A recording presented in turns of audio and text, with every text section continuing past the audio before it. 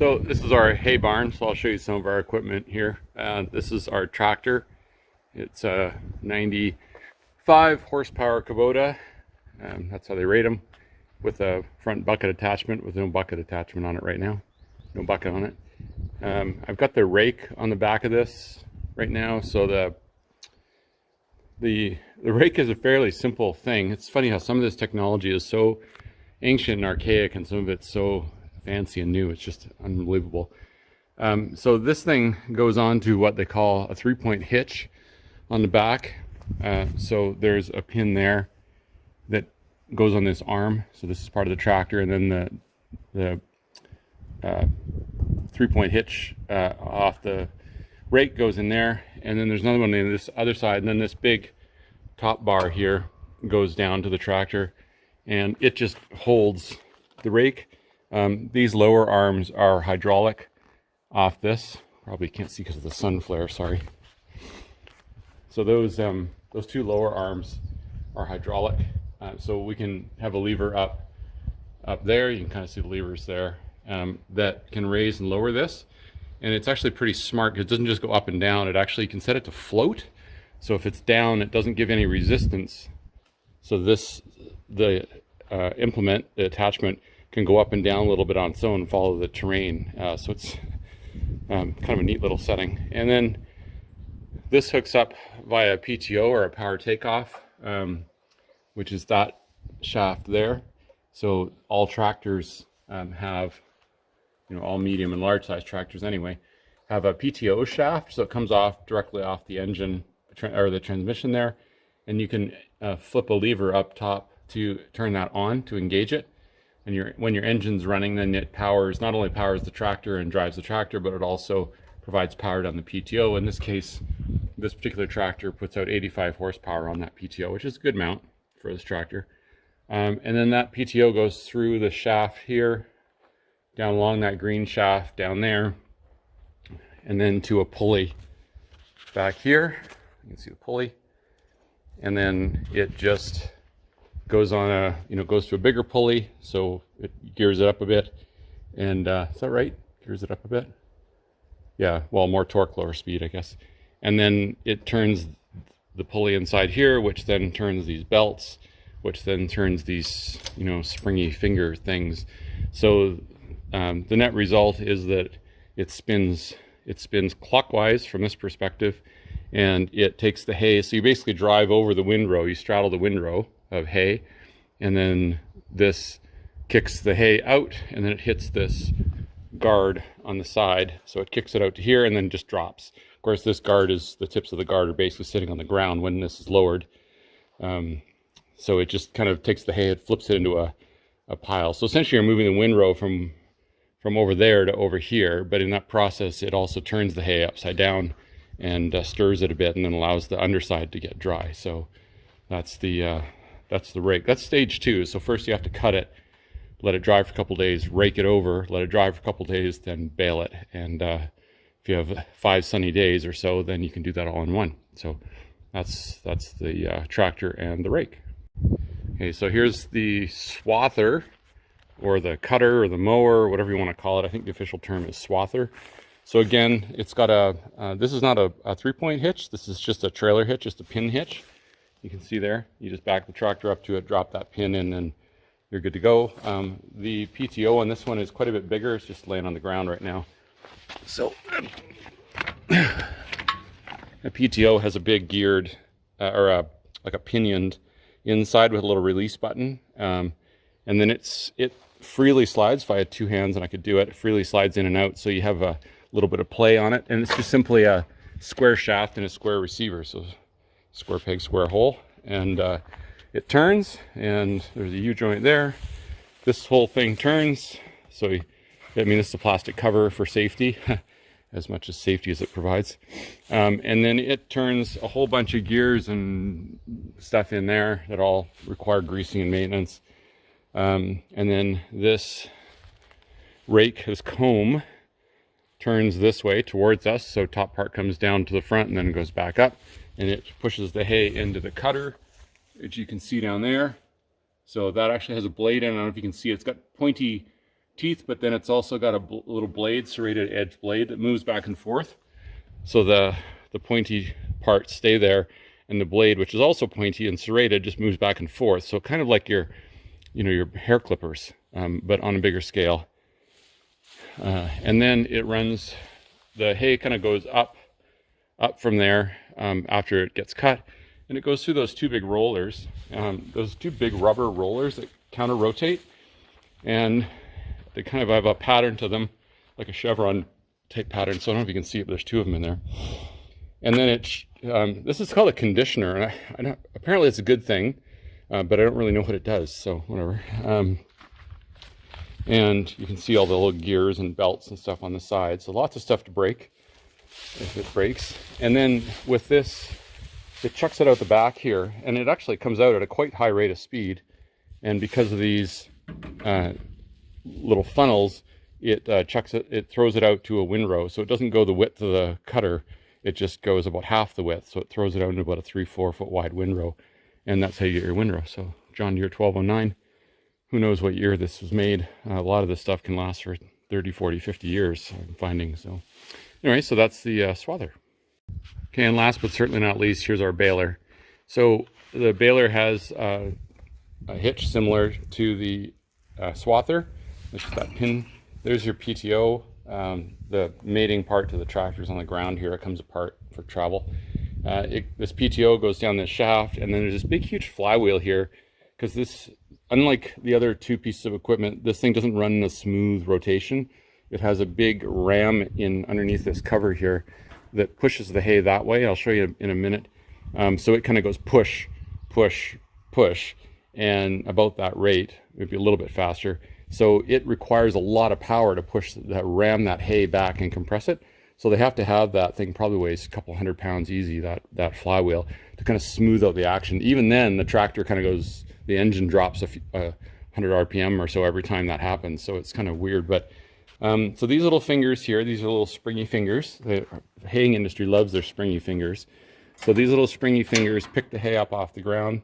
Unlike the swather where it was pushing the hay down to the cutters, this one picks it up off the ground, and it throws it into this chamber here. And you can see those two big metal spikes there, over there. Those spikes, they run along this way, those two fingers, and then they fold up and they come back, and then they run along this way again. So their job is to move the hay that this thing gets, what the fingers get, or the little flexy spikes, into the ram chamber. I'm sure there's technical terms for this, but I don't know them. So you can see that ram chamber there with that big, this thing here. So that's actually a knife edge. It's quite sharp. And there's a mating knife edge back there that's also quite sharp. Excuse me. So it cuts the hay off as this ram comes forward about 1.5 times a second, so about 90 times a minute, I guess. And that's the end of the bale there. So it's physically shoving the hay to compress it. And I'll go around the back and show you. So we have to pick the hay up, we have to compress it, and then we have to tie it. So in here, there's bale twine, and you can see it just simply feeds through some very low-tech holes.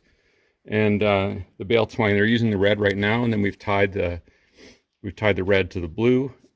This is about 20,000 feet. That costs about $40 of polypropylene, I think it is, twine. So theoretically, if I did my knot right, once this red runs out, it'll just start sucking blue in there in both cases. So there's kind of an inner and an outer, like there's two ropes, two twines that go over top. And so this is for the inner one, and that's for the outer one. And then it just goes, it literally goes through what looks to be, telephone line insulators, down to underneath there. And then this is where all the magic happens. So far it's just kind of brute force, but now gets a little funky here, because the ram is in here and pushing the hay this way. And excuse me, it as the hay moves along, it's an inch, another inch, or whatever it is. it drives this wheel. So this wheel does not push the hay pushes it. And as this wheel turns, it turns this shaft, which turns this little wheel here, which has a little bit of a knurled, like a serrated portion inside, as does this. I mean, just very big, barely. Mind you, it's probably gone up and down 100,000 times over its life. So, and as the hay goes through here, this wheel turns, which turns this, which moves this up. And once it gets to that big notch there, that's called a trip notch. So once it gets to that big notch, that means it's the end of the bale. So if you want to set your bale size, you have to take your wrench and undo that little thing and move that up or down. So down will mean it's tripping faster up at a smaller bale, shorter bale, and up will mean it's tripping later and longer bale. I think that's how it works. So anyway, so this arm physically moves every time this turns, every time the ram pushes, and then eventually it trips that. And once it trips, then a whole pile of stuff happens in about a split second. First of all, it pulls our bale counter. So there's our bale counter from yesterday. And you can just reset that. And then it goes through here. And so underneath where the string comes through, the twine comes through, they have these things called needles, which you can see why, but they're massive, the biggest needles you've ever seen. They start there and they go all the way up here. They're not really sharp. They got a pointy end. But just like your sewing needle, the twine goes through that. So those needles, you can kind of see the angle they're on and that guard thing there. So they swing up and they come up all the way up to here and go right through the hay. So quite powerful. You can tell by the size of the cable that drives it. And they go right through the hay and then up to these knotters. So these funky looking things are called knotters. Try and get out of the light here so you can see it. And there is string in there. I don't know if you can see that string, that red string. Goodness me. So that string goes along here. You can see this is already, I was working on this knotter earlier, so this is super loose, but this bale is done. So it's just being waiting to be pushed out. So the bale starts here and goes to the end, which is about 2.5 feet, I guess, maybe 3 feet. And then there's string there. So this, this knot, you think about how you have to put string around the bale and a compressed bale. These things are really compressed, and you open up, they kind of explode a little bit, and then tie a little knot so that nothing comes undone. Like it's really, and it does it all in a split second. And so there's a knot there and a knot there. And so this one's we're just working on this one now.